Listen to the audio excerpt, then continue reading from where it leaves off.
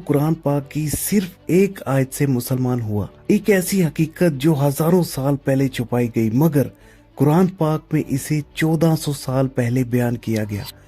आज मैं आपको एक ऐसा वाकया सुनाने जा रहा हूं जो तारीख के सबसे बड़े मोजज़ों में से एक है। आज से तकरीबन 3500 साल पहले मिस्र का फिरौन जो खुदाई का दावा करता था, वो जालिम जाबिर और बनी इसराइल को गुलाम बनाए बैठा था। मगर फिर अल्लाह के नबी हजरत मूसा अलैहिस्सलाम आए और बनी इसराइल को आज़ादी दिलाने के लिए निकले। फिरौन का गरूर आसमान को छू रहा था और वो अपनी बेशुमार आर्मी के साथ बनी इसराइल के पीछे इन्हें खत्म करने के लिए निकला। मगर फिर अचानक कुछ ऐसा हुआ जिसे देख के जमीन भी कांप उठी। अल्लाह के हुक्म से हजरत मूसा ने अपना असा समुद्र पे मारा और एक ऐसा मुजज़ा हुआ जिस पे यकीन करना बेहद मुश्किल था।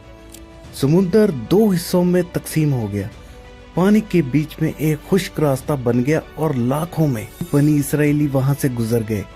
फिरौन को लगा कि शायद ये इसकी जीत है, इसने अपनी पूरी फौज इस रास्ते पे उतार दी।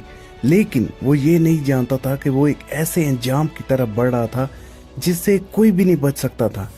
जैसे ही फिरौन की आर्मी समुद्र में उतरी, अचानक पानी दोबारा आपस में मिल गया और फिरौन और इसकी पूरी फौज गर्क हो गई। यहाँ तक हर बड़े मजहब में सिमिलरिटी है, लेकिन अभी क्वेश्चन ये है कि फिरौन वाकई में मर गया था। यहूदियों और ईसाई अकीदे के मुताबिक फिरौन किनारे पे खड़ा था और डूबने से बच गया था, लेकिन कुरान पाक में कुछ यूं बयान किया गया था, तो आज हम तेरे बदन को निकाल के महफूज कर देंगे ताकि तू बाद के लोगों के लिए इबरत बन जाए। सूरह यूनुस। 19वीं सदी के आखिर में माहरीन आसार कदीमा ने मिस्र में एक किंग्स वैली दरियाफ्त की, जहां इन्हें कई फिरौनों की लाशें मिली, लेकिन इनमें से एक लाश ऐसी थी जिसे देख के सब दंग रह गए। ये लाश इसी फिरौन की थी, लेकिन क्या वाकई में ये वही फिरौन था जो हजरत मूसा के जमाने में था? 1981 में इस ममी पे तहकीक शुरू की गई। इस तहकीक की सरबराही फ्रांसीसी साइंटिस्ट डॉक्टर मोरिस बुकाई कर रहे थे। जब उन्होंने फिरौन के जिस्म का तफसीली मुआयना किया तो वो हैरान रह गए कि फिरौन के जिस्म पे समुद्री नमक के ज़र्रात मौजूद थे। ये इस बात का नाकाबिले तरदीद सबूत था कि वो समुद्री पानी में डूबा था, ना कि यहूदियों और ईसाइयों के अकीदे के मुताबिक तबई मौत मरा।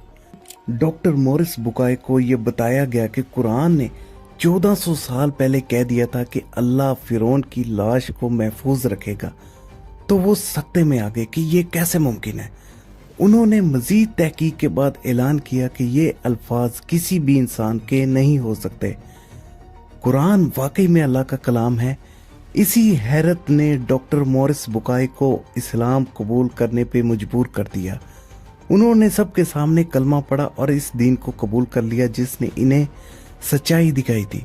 उन्होंने इसके बाद एक किताब भी लिखी, कुरान, बाइबल और साइंस। ये किताब आज पूरी दुनिया में मशहूर है और लाखों लोग इसे पढ़ के इस्लाम कबूल कर रहे हैं।